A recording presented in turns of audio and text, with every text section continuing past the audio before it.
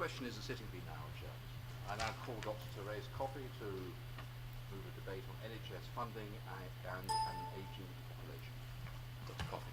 Thank you, Sir Edward. It's a great pleasure to serve under your chairmanship, and I would like to thank Mr. Speaker for granting this important debate. It is indeed a pleasure to see my honourable friend and neighbour who is replying for the government. As a practising doctor, it is very natural that my honourable friend is very active on local health matters. Before arriving in Parliament, he, together with my honourable friend in Ipswich, campaigned hard to secure better cardiac facilities at Ipswich Hospital, which were formally opened by Her Royal Highness the Countess of Wessex last week. I was pleased to join that campaign rather later on, Sir Edward. I was only selected 3 months before the general election day, but nevertheless the facilities are in place. And together I like to think that we have continued to highlight issues that affect our constituents, particularly the performance of the Ambulance Trust and our local hospitals. Sir Edward, I'd like to make it clear that I'm proud that the NHS budget has risen under this government and will continue to do so. I'm proud too that my right honourable friend, the Health Secretary, has continued the focus on patients and has been prepared to lift the lid on when a normally high-performing NHS has let patients down.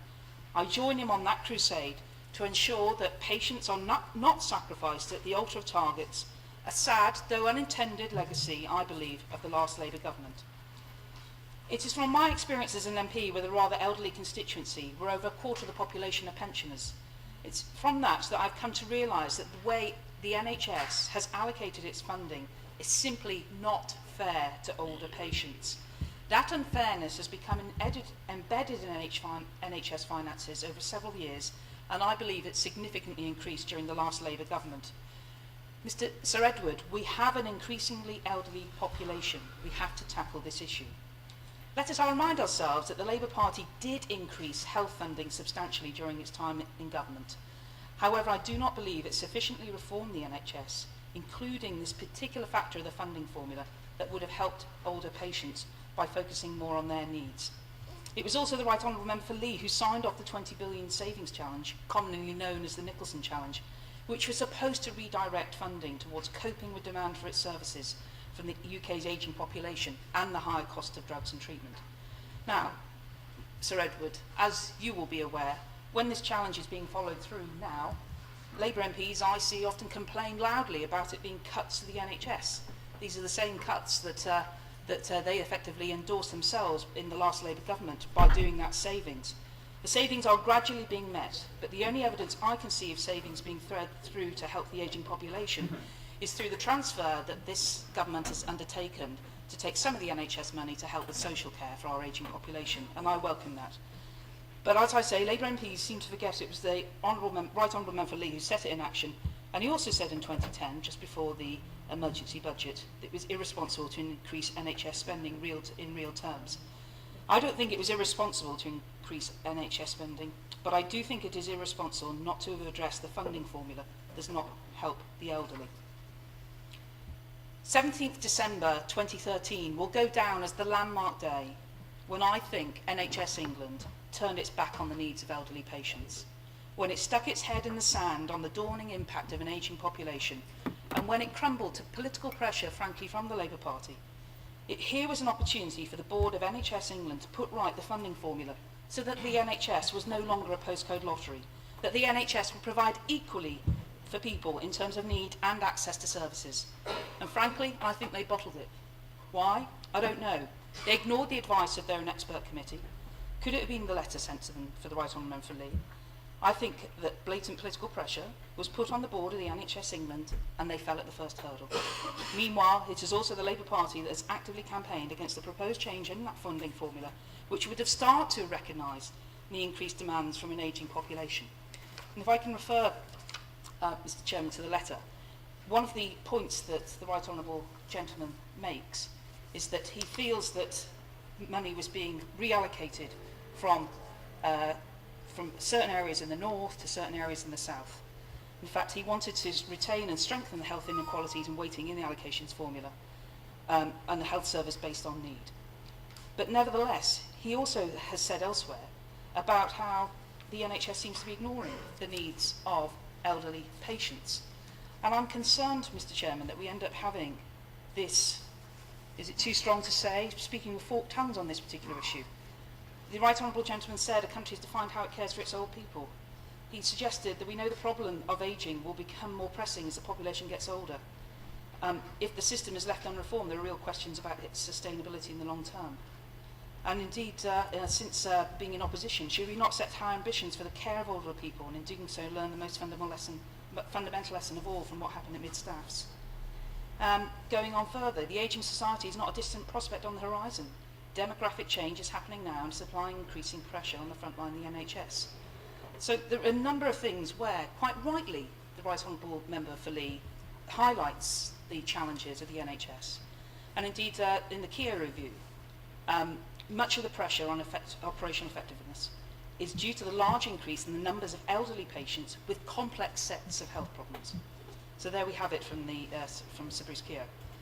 Indeed, the Honourable Member for Copeland, who I'm sure will be participating in this debate, goes on to talk about, responding to the Age UK report, older patients in the NHS are paying the price of the financial crisis this government is inflicting on the health service. I'm not sure what financial crisis to which he refers, given that this government has increased health spending and also is simply putting into place the Nicholson challenge that was set by the previous government.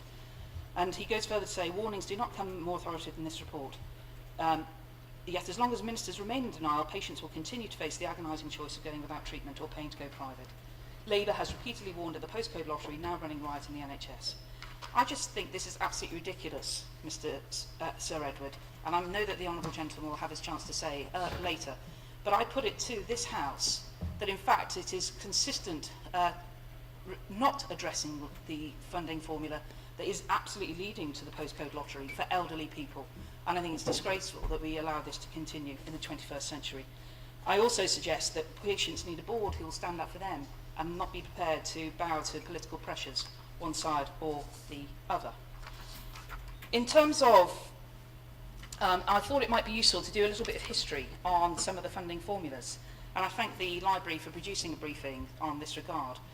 There's no, going back from some time ago, there used to be a weighted capitation formula.